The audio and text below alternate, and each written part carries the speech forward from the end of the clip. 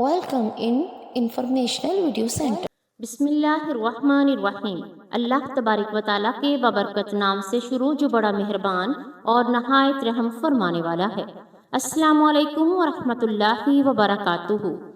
اللہ پاک کے پیارے محبوب صلی اللہ علیہ وآلہ وسلم کی شہزادیوں میں سے آپ کی سب سے پیاری اور لاڈلی شہزادی حضرت سیدہ فاطمہ الزہرا ہیں۔ آپ ہی وہ ہستی ہیں جنہیں سیدۃ النساء اہل الجنہ اور سید نساء العالمین جیسے القابات عطا ہوئے۔ آپ وضاقتہ اور شکل و صورت میں آپ صلی اللہ علیہ وآلہ وسلم سے بہت ہی مشابہ تھیں۔ سیدہ فاطمہ الزہرا کی ولادت باسعادت اعلان نبوت سے 5 سال پہلے ہوئی۔ جب آپ رضی اللہ تعالی عنہ کی ولادت ہوئی تو فضا آپ کے چہرے کے نور سے منور ہو گئی۔ آپ کی ولادت حضرت خدیجہ الکبریٰ رضی اللہ تعالی عنہ کے گھر پر ہوئی، اس لیے اسے مولد فاطمہ کہا جاتا تھا۔ حضرت خدیجہ رضی اللہ تعالی عنہ دیگر اولاد کی طرح آپ کو دائی کے سپرد نہیں کیا، وہ آپ کو دودھ پلائے، بلکہ انہوں نے خود اپنے زیر سایہ آپ کی شاندار پرورش کی۔ حضرت فاطمہ رضی اللہ تعالی عنہ حضرت محمد صلی اللہ علیہ وآلہ وسلم اور حضرت خدیجہ رضی اللہ تعالی عنہ کی پیاری بیٹی تھی۔ جناب نبی کریم صلی اللہ علیہ وآلہ وسلم نے آپ کا نام فاطمہ رکھا۔ فاطمہ کے معنی ہیں باز رہنے والی۔ حضرت فاطمہ رضی اللہ تعالی عنہ نے دنیا سے دل نہ لگایا، اس سے باز ہی رہی اور عیش و عشرت کو بھٹکنے نہ دیا۔ حضرت فاطمہ رضی اللہ تعالی عنہ کی عمر ابھی 9 سال ہی کی تھی کہ آپ رضی اللہ تعالی عنہ کی ماں حضرت خدیجہ رضی اللہ تعالی عنہ وفات پا گئیں۔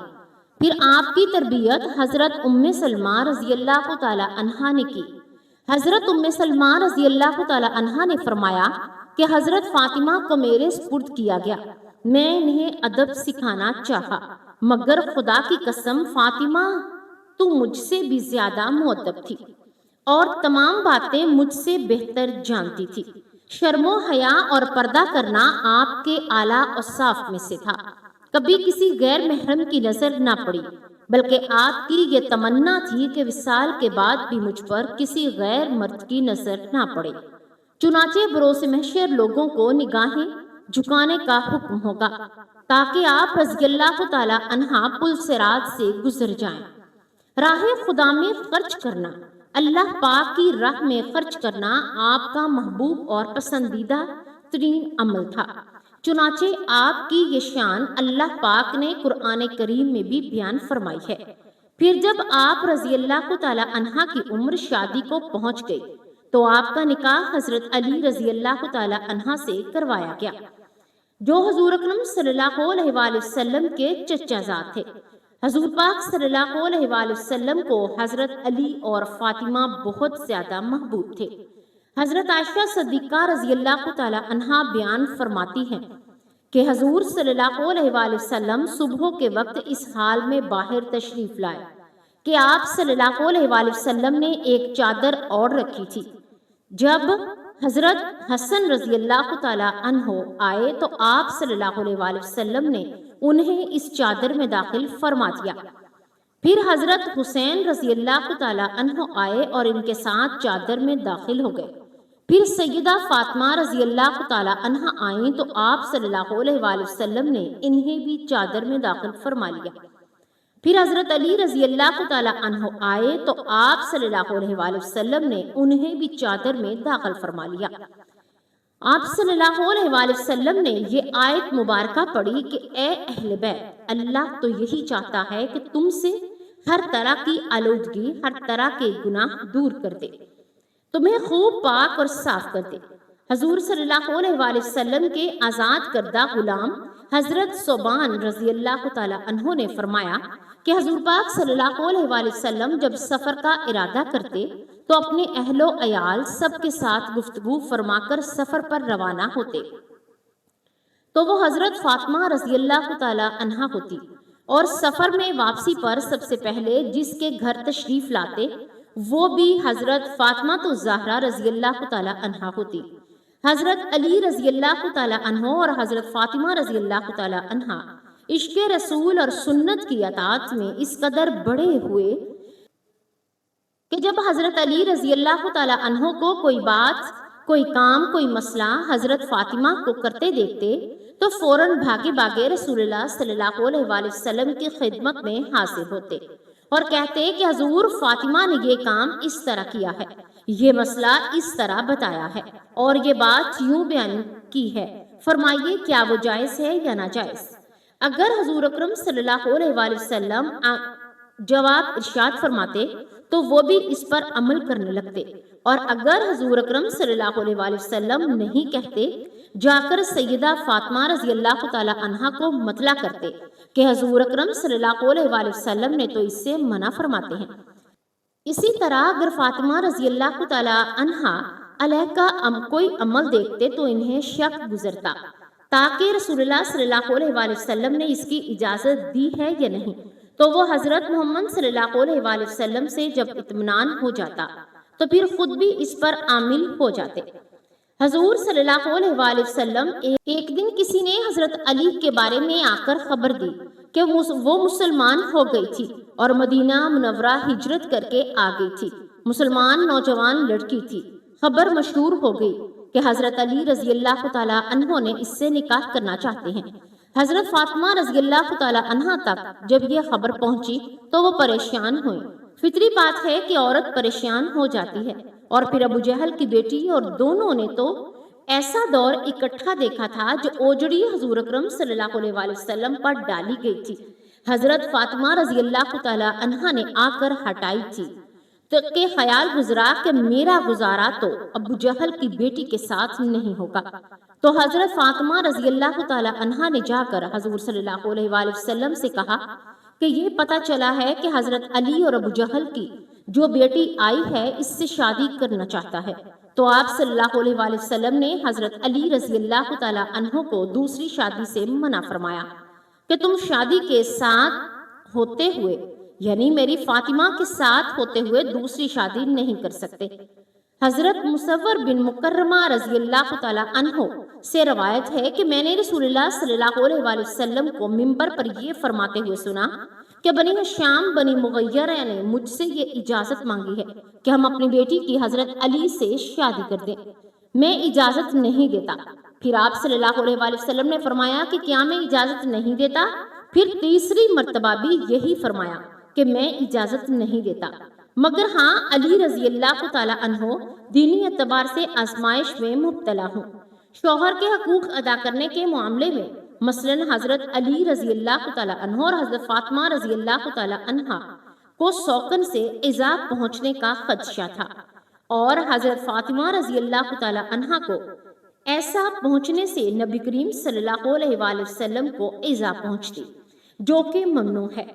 چنانچہ حضرت شاہ ولی اللہ نے لکھا ہے کہ سوکنوں کے بغض کی وجہ سے نبی کریم صلی اللہ علیہ وآلہ وسلم کی بیٹی کے نکاح میں ہوتے ہوئے کسی دوسری عورت سے شادی کرنا ممنوع ہے، اس لیے پھر دوسری بیوی نبی کریم صلی اللہ علیہ وآلہ وسلم کی بیٹی اور ان کے واسطے سے نبی کریم صلی اللہ علیہ وآلہ وسلم کے گھرانے سے بغض میں مبتلا ہو جائے گی، اور نبی کریم صلی اللہ علیہ وآلہ وسلم کا بغض چاہے معاشی امور کی وجہ سے ہی کیوں نہ ہو کفر تک لے جاتا ہے۔ پیارے ناظرین، اس کے علاوہ بھی حضرت علی رضی اللہ تعالی عنہ اور حضرت فاطمہ رضی اللہ تعالی عنہ کے درمیان چھوٹے موٹے جھگڑے ہوا کرتے تھے۔ چنانچہ ایک روایت میں آتا ہے کہ حضرت علی رضی اللہ تعالی عنہ کو ان کی کنیت ابو تراب سے سب سے زیادہ پیاری تھی، اور اس کو نیت سے انہیں پکارا جاتا تھا۔ وہ بہت زیادہ خوش ہو جاتے تھے کیونکہ یہ کنیت ابو تراب خود رسول اللہ صلی اللہ علیہ وآلہ وسلم نے رکھی تھی۔ ایک دن رسول اللہ صلی اللہ علیہ وآلہ وسلم حضرت فاطمہ رضی اللہ تعالی عنہا کے گھر تشریف لائے تو دیکھا کہ علی گھر میں موجود نہیں ہے۔ آپ صلی اللہ علیہ وآلہ وسلم نے دریافت فرمایا کہ تمہارے شوہر کہاں ہیں؟ انہوں نے بتایا کہ میرے اور ان کے درمیان کچھ ناگواری پیش آ گئی ہے، وہ مجھ سے خفا ہو کر کہیں باہر چلے گئے ہیں۔ اس کے بعد رسول اللہ صلی اللہ علیہ وآلہ وسلم نے ایک شخص سے کہا کہ علی رضی اللہ تعالیٰ عنہ کو تلاش کرو کہ وہ کہاں ہیں۔ وہ آئے اور بتایا کہ حضرت علی رضی اللہ تعالیٰ عنہ مسجد میں سوئے ہوئے ہیں۔ پھر نبی کریم صلی اللہ علیہ وآلہ وسلم تشریف لائے اور حضرت علی رضی اللہ تعالیٰ عنہ لیٹے ہوئے تھے۔ چادر آپ کے پہلو سے گر گئی تھی اور جسم پر مٹی لگ گئی تھی۔ رسول اللہ صلی اللہ علیہ وآلہ وسلم جسم سے دھول جھاڑ رہے تھے اور فرما رہے تھے کہ اٹھو ابو تراب اٹھو۔ بات حضرت علی رضی اللہ تعالیٰ عنہ اسی ابو تراب کے نام سے مشہور ہو گئے۔ روایت میں آتا ہے کہ پھر حضرت علی رضی اللہ تعالیٰ عنہ کو اپنے گھر لے گئے اور حضرت علی اور حضرت فاطمہ رضی اللہ تعالیٰ عنہ کو کی صلح کروا دی۔ بخاری شریف کی روایت میں ہے کہ حضور بیمار ہیں، بیٹی پتہ لینے آئی ہے، اسی وقت تک باقی تینوں فوت ہو چکی تھی۔ حضور کی وفات کے وقت ایک ہی بیٹی زندہ تھی، وہ بھی 6 مہینے بعد اللہ کو پیاری ہو گئی۔ حضرت فاطمہ ابا جی کا حال پوچھتے آئی ہوں۔ حضور اٹھ کر بیٹھ گئے، سر پر ہاتھ پھیرا بٹھایا جیسے باپ بیٹوں کو بٹھاتے ہیں۔ بیٹھتے بیٹھتے حضرت عائشہ کہتی ہیں کہ حضور نے حضرت فاطمہ کے کان میں کوئی بات کہی تو فاطمہ رونے لگ گئی۔ تھوڑی دیر کے بعد پھر حضور صلی اللہ علیہ وآلہ وسلم نے قریب کر کے کان میں بات کہی تو خوش ہو گئی۔ جب وہاں سے فارغ ہوئی تو میں نے الگ کر کے پوچھا، بیٹا حضور نے کیا کہا، کیا کہہ رہے تھے؟ تو انہوں نے کہا کہ اماں جی ابا جان نے کہا تھا کہ جو بات کان میں کی جائے وہ کیا ہوتی ہے تو وہ راز ہوتی ہے۔ حضور صلی اللہ علیہ وآلہ وسلم کی وفات کے بعد کافی دن گزر گئے تو حضرت عائشہ رضی اللہ تعالیٰ عنہا نے پھر بلایا کہ میں تمہیں ماں ہونے کا واسطہ دیتی ہوں، بتاؤ حضور نے کیا کہا تھا؟ ہاں اب بتاتی ہوں آپ کو۔ حضور صلی اللہ علیہ وآلہ وسلم نے کہا تھا، شاید ایک آدھ دن میں اس بیماری سے میں جا رہا ہوں، بیٹی کو باپ کی وفات کی اطلاع ملے تو بیٹی کیا کرے گی؟ تھوڑی دیر کے بعد حضور نے دیکھا کہ میں پریشان ہو رہی ہوں زیادہ تو کان میں کہا کہ بیٹی میرے بعد سب سے پہلے تو میرے پاس آئے گی، تو وہ خوش ہو گئی۔ حضور صلی اللہ علیہ وآلہ وسلم نے اپنی وفات کی خبر دی تو بیٹی رونے لگ گئی اور بیٹی کو اس وفات کی خبر دی کہ وہ خوش ہو گئی۔ یہ بیٹی باپ کا معاملہ تھا۔ ام المؤمنین حضرت عائشہ صدیقہ رضی اللہ تعالیٰ عنہا بیان فرماتی ہیں کہ سیدہ فاطمہ رضی اللہ تعالیٰ عنہا حضور صلی اللہ علیہ وآلہ وسلم کی خدمت میں حاضر ہوتی تو نبی کریم صلی اللہ علیہ وآلہ وسلم کھڑے ہو کر ان کا استقبال فرماتے، انہیں بوسہ دیتے، خوش آمدید کہتے، ان کا ہاتھ پکڑ کر اپنی نشست پر بٹھا لیتے، اور جب آپ صلی اللہ علیہ وآلہ وسلم سیدہ فاطمہ رضی اللہ تعالیٰ عنہا کے ہاں رونق افروز ہوتے تو سیدہ فاطمہ رضی اللہ تعالیٰ عنہا آپ صلی اللہ علیہ وآلہ وسلم کے استقبال کے لیے کھڑی ہو جاتی اور آپ صلی اللہ علیہ وآلہ وسلم کے دست اقدس کو بوسہ دیتی۔ ام المؤمنین حضرت عائشہ صدیقہ رضی اللہ تعالیٰ عنہا بیان فرماتی ہیں کہ حضرت فاطمہ تو زہرا رضی اللہ تعالیٰ عنہا تشریف لائیں۔ ان کا چلنا ہو حضرت محمد صلی اللہ علیہ وآلہ وسلم کے چلنے جیسا تھا۔ بس آپ صلی اللہ علیہ وآلہ وسلم نے اپنے لختی جگر کو خوش آمدید کہا، اپنے دائیں یا بائیں جانب بٹھا لیا۔ یہ چپکے سے ان سے کوئی بات کہی تو وہ رونے لگ گئی۔ میں نے ان سے پوچھا کہ آپ کیوں رو رہے ہو؟ پھر آپ صلی اللہ علیہ وآلہ وسلم نے جو ان سے چپکے سے کوئی بات کہی تو وہ ہنس پڑی۔ بس میں نے کہا کہ آج کی طرح میں نے خوشی کو غم کے اتنے نزدیک کبھی نہ دیکھا۔ میں نے ان سے پوچھا کہ آپ سے حضور کریم صلی اللہ علیہ وآلہ وسلم نے کیا فرمایا تھا؟ انہوں نے جواب دیا کہ میں رسول اللہ صلی اللہ علیہ وآلہ وسلم کے راز کو ظاہر نہیں کر سکتے۔ پھر حضور نبی کریم صلی اللہ علیہ وآلہ وسلم کا وصال ہو گیا۔ میں نے ان سے پھر پوچھا تو انہوں نے جواب دیا کہ آپ صلی اللہ علیہ وآلہ وسلم نے مجھ سے یہ سرگوشی کی تھی کہ جبرائیل علیہ السلام ہر سال میرے ساتھ قرآن مجید کا ایک بار دور کیا کرتے تھے، لیکن اس بار 2 مرتبہ دور کیا ہے۔ میرا خیال یہی ہے کہ میرا آخری وقت ان کے پاس پہنچنا ہے، اور بے شک میرے گھر والوں میں سے تم ہی ہو جو سب سے پہلے مجھ سے آ کر ملو گی۔ اس بات نے مجھے اڑا دیا۔